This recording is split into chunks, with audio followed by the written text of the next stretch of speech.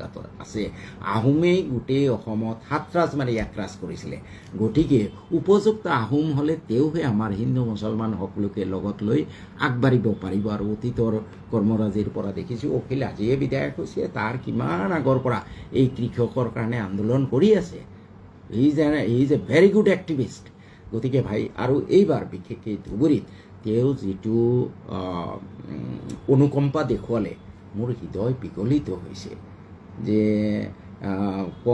কংগ্ৰেছে যদি এই 5টা চৰ্ত মানি লয় হয়তো মই কংগ্ৰেছৰ পৰাই ইলেকশ্যন খেলিম, কিন্তু মই বিচাৰিম অখিলক মিয়া মানুহে এটা প্ৰতিদান দিয়ক, উপহাৰ দিয়ক, কৃতজ্ঞতা প্ৰকাশ কৰক। CPM-ৰ নিচিনা যাতে অখিল নহয়। আৰু যদি কংগ্ৰেছে নামানে মই এতিয়া সিদ্ধান্ত লৈছোঁ অখিলে মোক টিকেট দিয়ক নিদিয়ক, মই অখিলৰ এজন সৈনিক হিচাপে অখিলক মই নমস্কাৰ প্ৰিয় দৰ্শক, সকলোকে স্বাগতম জনাই মই পুনৰ আহিলোঁ আপোনালোকৰ মাজলৈ মোৰ অন্য এটি ভিডিঅ' লৈ। আপোনালোকে নিশ্চয় ভিডিঅ' ক্লিপটো শুনিছে যে আহোমে 7 ৰাজ মাৰি 1 ৰাজ কৰিছিল। হয়, সকলোৱে জানে আহোমৰ সেই 7 ৰাজ মাৰি 1 ৰাজ কৰা কথাটোৰ কথা। আজি বিধায়ক শ্বেৰমান আলীয়ে কি কৈছে আপোনালোকে নিশ্চয় ভিডিঅ' ক্লিপটোত শুনিছে। বিধায়ক শ্বেৰমান আলীয়ে ডাঙৰ সিদ্ধান্ত লৈছে। আপোনালোকে ভিডিঅ'টো স্কিপ নকৰাকৈ চালে সকলো গম পাব। আহক আমি পলম নকৰি ভিডিঅ'টোৰ মাজলৈ যাওঁ। যোৱাৰ আগতে আপোনালোকলৈ অনুৰোধ, যদি মোৰ চেনেলত পোনপ্ৰথমবাৰৰ বাবে আহিছে তেতিয়াহ'লে চেনেলটো ছাবস্ক্ৰাইব কৰি ল'ব আৰু ভিডিঅ'টো চোৱাৰ শেষত ভিডিঅ'টো চাই কেনে লাগিল নিশ্চয় কমেণ্ট কৰি কমেণ্ট বক্সত জনাব। আহক আমি ভিডিঅ'টো আৰম্ভ কৰোঁ। অখিল গগৈয়ে তাত গৈ এই দুৰ্গত মানুহখিনিৰ কাষত থিয় দিয়াৰ কাৰণে তেওঁৰ জনগোষ্ঠীৰ বা উজনি অসমৰ বা মূলসুঁতিৰ মানুহৰ পৰা বহুতৰ পৰা তেওঁ যেনেকৈ নিগৃহীত হ'বলগীয়া হৈছে, তুচ্ছ তাচ্ছিল্য হ'বলগীয়া হৈছে, যেনেকৈ তেওঁক ট্ৰল কৰা হৈছে, আজি কোনো কোৰ্টতো কেছ কৰা হৈছে, তেনে ক্ষেত্ৰত অখিল গগৈৰ এই মানুহখিনিৰ ওচৰত থিয় দিয়াটো নিশ্চিতভাৱে মানৱীয়তাৰ উৎকৃষ্ট উদাহৰণ। আৰু এই ক্ষেত্ৰত অখিল গগৈ অকল মই নহয়, মিয়া জনগোষ্ঠীটোৱে চেলুট জনোৱাটো উচিত। আৰু আজি যদি কংগ্ৰেছ বা UDF গৈছে, মই ভাবোঁ অখিল গগৈ যোৱা কাৰণেহে গৈছে। অখিল গগৈ যদি নগ'লেহেঁতেন তেনেহ'লে বোধহয় এই মানুহখিনি আপোনালোকৰ ওচৰত নগ'লেইহেঁতেন। আৰু আটাইতকৈ ডাঙৰ কথা মোৰ অন্তৰ খুব স্পৰ্শ কৰিছে যেতিয়া অখিল গগৈ ডাঙৰীয়াই কৈছে, অখিল গগৈ ডাঙৰীয়াক যেতিয়া খুব ট্ৰল কৰা হৈছে, ছ'চিয়েল মিডিয়াত ভিলেন বনোৱা হৈছে, তেতিয়া অখিল গগৈ ডাঙৰীয়া মানে যথেষ্ট ফ্ৰাষ্ট্ৰেটেড হৈ পেলাই তেওঁ কৈ দিছে যে মই এই মানুহখিনিৰ ওচৰত থিয় হোৱাৰ কাৰণে যদি মই নেক্সট টাইম বিধায়ক নহ'বলগীয়া হয় সেইটো মোৰ কাৰণে শ্ৰেয়। মই মানুহ হৈ যিমান দিন জীয়াই থাকিব বিচাৰোঁ। মোৰ যদি এই দুৰ্গত মানুহখিনিৰ ওচৰত থিয় দিয়াৰ কাৰণে মই বিধায়ক হোৱাৰ পৰা বঞ্চিত হওঁ সেইটো মই একচেপ্ট কৰি লৈছোঁ। This is ছাচ A great statement. আৰু সিদিনাখন এটা ষ্টেটমেণ্ট দেখিছোঁ, তেওঁক মিয়া বুলি অখিলউদ্দিন বুলি ট্ৰল কৰাৰ কাৰণে তেওঁ কৈছে ঠিক আছে, মই এই অত্যাচাৰিত মানুহখিনিৰ ওচৰত থিয় হোৱাৰ কাৰণে যদি কোনোবাই মোক মিয়া কৈছে মই মিয়াই হয়। ইয়াতকৈ ডাঙৰ ষ্টেটমেণ্ট কিবা আছেনে বাৰু? স্বাধীনতাৰ কাৰণে বহুত কষ্ট কৰিছিলে, বহুত ত্যাগ কৰিছিলে, ন' ডাউট।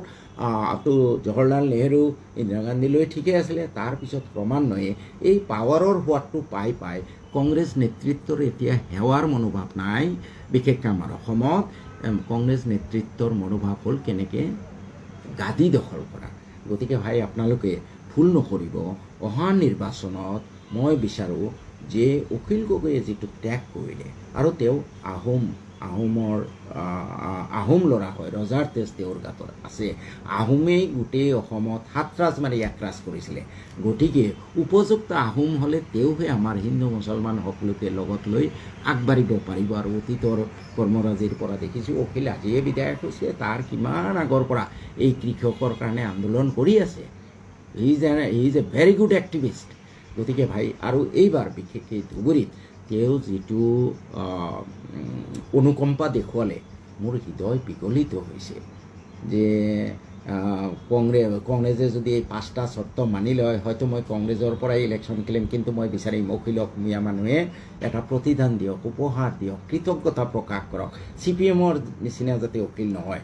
আৰু যদি কংগ্ৰেছে নামানে, মই এতিয়া সিদ্ধান্ত লৈছোঁ অখিলে মোক টিকেট দিয়ক নিদিয়ক, মই অখিলৰ এজন সৈনিক হিচাপে অখিলক মই মানে যাতে অখিল বিধানসভাত থাকে, যাতে অখিলে এই অখিল গগৈয়ে যাতে আমাৰ যিখিনি ডিপ্ৰাইভড মানুহ, ডিপ্ৰাইভড ছেকশ্যন, নট অনলি মুছলমান, হিন্দু মুছলমান সকলো তেওঁলোকৰ হৈ যাতে মাত মাতিব পাৰে, কৃষকৰ কাৰণে যাতে মাত মাতিব পাৰে, তাৰ কাৰণে অখিল গগৈ এটা ষ্ট্ৰং শক্তি হৈ থাকক।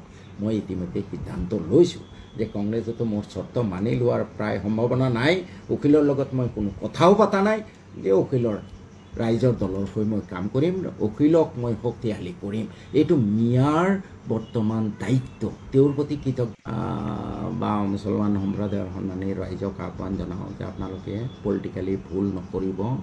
আৰু এতিয়া আপোনালোকে দেখিছে কংগ্ৰেছে অখিলক মিত্ৰতাত ল'বলৈ থেৰুগেৰু কৰি আছে। ভয় এটাই যে অখিলে যদি মিত্ৰতাত লওঁ, তেওঁ যদি চৰকাৰত আমাৰ লগত থাকে, তেতিয়াহ'লে তেওঁ এদিন আমাৰ জেগাটো দখল কৰিব, তেওঁ এক্সপাৰ্ট কৰিব, অখিলক শেষ কৰিব লাগে, এইটোৱে ভয়। কিন্তু এই ভয়ক আপোনালোকে বাধ্যবাধকতালৈ পৰিৱৰ্তন কৰিব লাগিব। সেইটো এই মিয়া জনগোষ্ঠী মুছলমান মানুহৰ সিদ্ধান্তৰ ওপৰত নিৰ্ভৰ কৰিছে। আজি মুছলমান সমাজৰ পৰা যদি এটা আৱাজ আহিলেহেঁতেন ইমান দিনত যে অখিল গগৈ ধন্যবাদ, অখিল গগৈ ধন্যবাদ, প্ৰত্যেকটো গাঁৱৰ পৰা যদি 2-4শ মানুহ থিয় হৈ 1 ঘণ্টাৰ কাৰণে কোনোবা সংগঠনে আহ্বান জনালে যে আমি অখিল গগৈক ধন্যবাদ জনাম, এইখিনিয়ে কৰকচোন, পিছদিনাখন যাব কংগ্ৰেছে অখিল গগৈৰ লগত মিত্ৰতা কৰিবলৈ আগবাঢ়ি আহি